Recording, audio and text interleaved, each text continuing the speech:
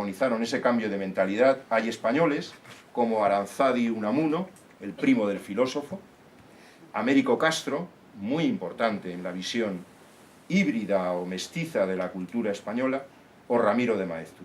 También está el francés Roger Bastide, que ha hecho muchos trabajos en México, el sueco Carl Wilhelm von Sydow, un folclorista que acuñó el término oikotipo para analizar el cambio cultural, el ruso Mikhail Bakhtin, el mismo Oswald Spengler, pero también un nutrido elenco de intelectuales latinoamericanos, José Vasconcelos, Gilberto Freire, Fernando Ortiz, con un papel clave en la dignificación del mestizaje y en la construcción de una conciencia latinoamericana.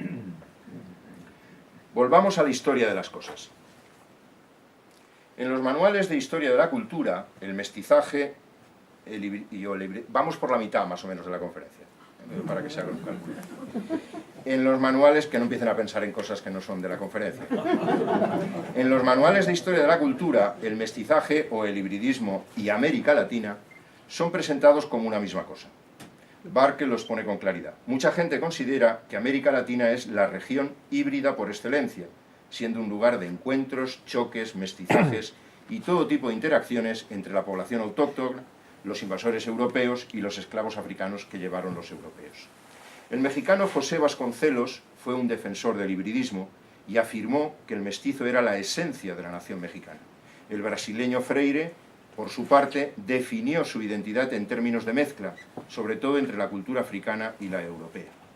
El mestizaje está en el DNI de las culturas iberoamericanas y va unido a la idea de que el español tiene y conserva un gran poder como vehículo de la comunicación cultural, pero no conviene perder de vista que los 5 siglos y pico transcurridos desde el descubrimiento han dejado una historia con encuentros y desencuentros, con episodios brillantes y con facturas pendientes.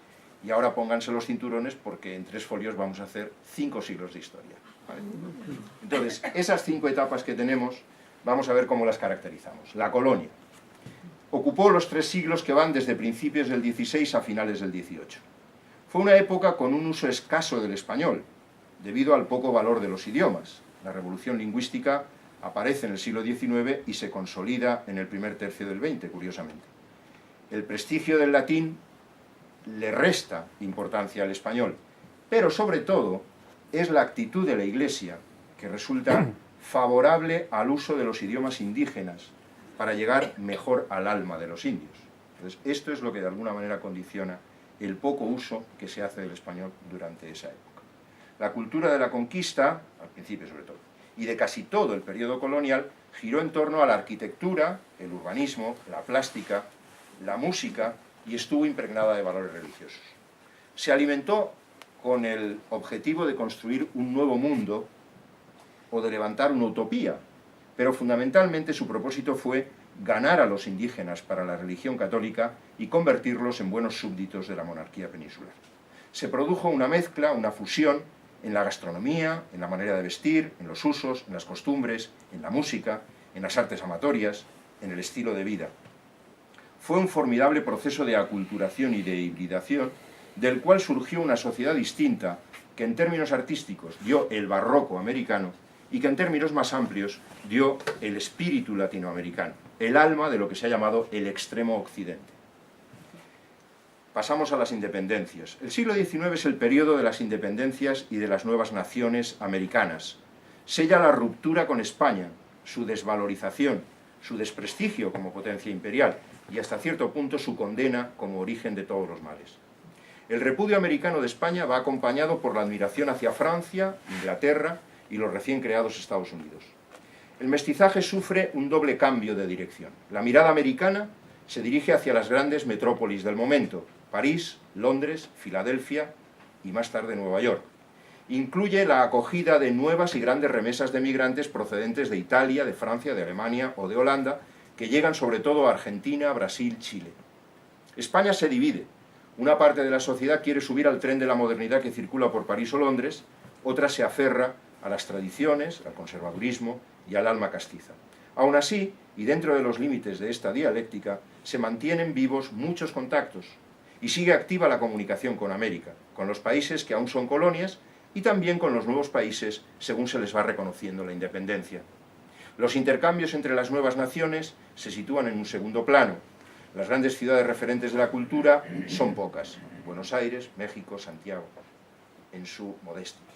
Con el paso de los años y el avance del siglo, la gran transformación de la tecnología y de la sociología de la cultura, que irradia desde Francia y Gran Bretaña, fundamentalmente, llega poco a poco a América, pero el ritmo se va haciendo más vivo conforme aparecen inventos y tecnologías de fácil instalación y uso. La fotografía, la grabación del sonido.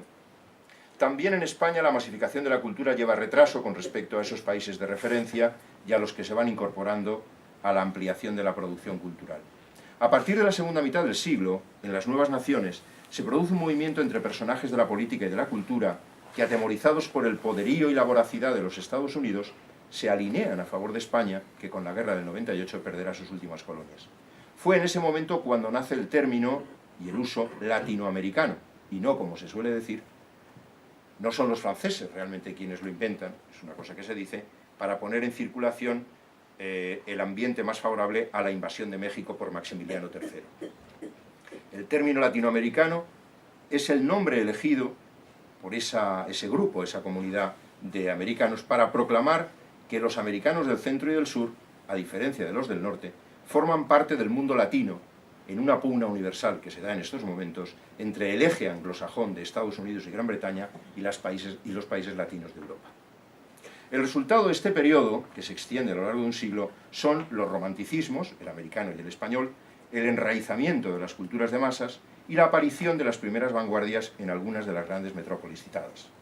Curiosamente, al proclamar la independencia de España, las nuevas naciones eligen el español como idioma oficial, y esto garantiza la pervivencia. Bueno, hay disputas, se discute en unos casos si es el francés el adecuado, si es un idioma indígena el que se tiene que privilegiar, pero es el español el que se elige fundamentalmente por las burguesías criollas que de alguna manera protagonizan las independencias. Y esto garantiza la pervivencia de las tradiciones y del patrimonio de la época colonial, facilita la recuperación de la comunicación con la antigua metrópoli y, sobre todo, mantiene vivo el ideal de una comunidad grande por encima de las barreras nacionales, que no pierden su condición, estas barreras nacionales, de creación artificial, forzada o imaginaria. Le pido disculpas al embajador de Chile que está aquí. Es mi punto de vista sobre las barreras nacionales. Lo que se rechazaba políticamente se mantenía culturalmente y se conservaba ese rescoldo de mestizaje interatlántico y los códigos para la comunicación interamericana, empezando por esa nueva idea de una América Latina que no resultaba contradictoria con la España derrotada y perpleja que desde la otra orilla iban a pensar poco después los escritores del 98. Llegamos al siglo XX y a lo que es, en un primer momento, el reencuentro. Desde España, la generación del 98 piensa Hispanoamérica. Las vanguardias latinoamericanas se miran en el espejo de París o siguen los modelos de Londres o Nueva York, pero sus viajes suelen tener una escala en Madrid. Los que vienen a Europa, claro, los que van a Estados Unidos ya son otra cosa. Son momentos de crecimiento del consumo cultural, la literatura, la música, el cine, sobre todo el cine, aunque la poesía, el teatro y la pintura conservan su vigor, marcando la pauta de la creación, enarbolando la bandera de las vanguardias, y se atiende con gran respeto al pensamiento, a la filosofía. Las figuras de Rubén Darío, Federico García Lorca, César Vallejo o Pablo Neruda cumplen un papel de referentes para toda la hispanidad, para las culturas del español. Es además el momento en que una generación entera de pensadores o ensayistas, algunos ya mencionados, buscan una identidad nacional para México, para Argentina, para Perú, para Brasil, para Chile, y a diferencia de lo que fuera habitual a principios del siglo XIX, ahora incluyen en ese pensamiento la dimensión americana o hispanoamericana. El compromiso del creador, la figura del intelectual, la proyección política o ideológica de cada nombre, actúan también en muchos casos con la irradiación iberoamericana, desde Ortega y Gasset a Octavio Paz o Jorge Luis Borges.